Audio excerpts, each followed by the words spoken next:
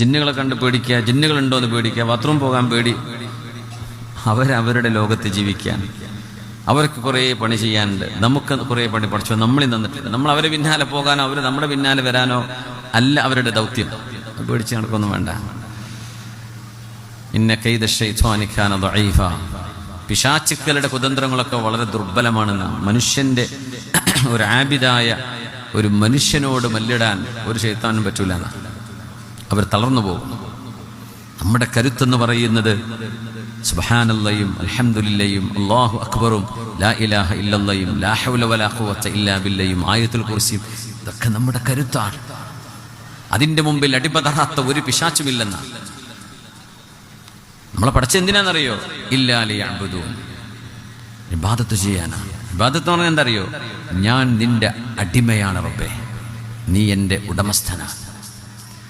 അപ്പൊ അടിമ എന്ന് പറഞ്ഞാൽ നമുക്കൊക്കെ അടിമ എന്നൊരു ഫീലിംഗ് ഒക്കെ വരുന്നുണ്ടോ? അടിമ എന്ന് മറ്റു വേറെ വാക്കൊക്കെ പറഞ്ഞുകൂടെ എന്നൊക്കെ തോന്നില്ല ഇടയ്ക്ക്. നമ്മൾ അള്ളാന്റെ അടിമയാണോ? Are we really slaves of Allah? Do we consider ourselves as slaves and Allah is the master?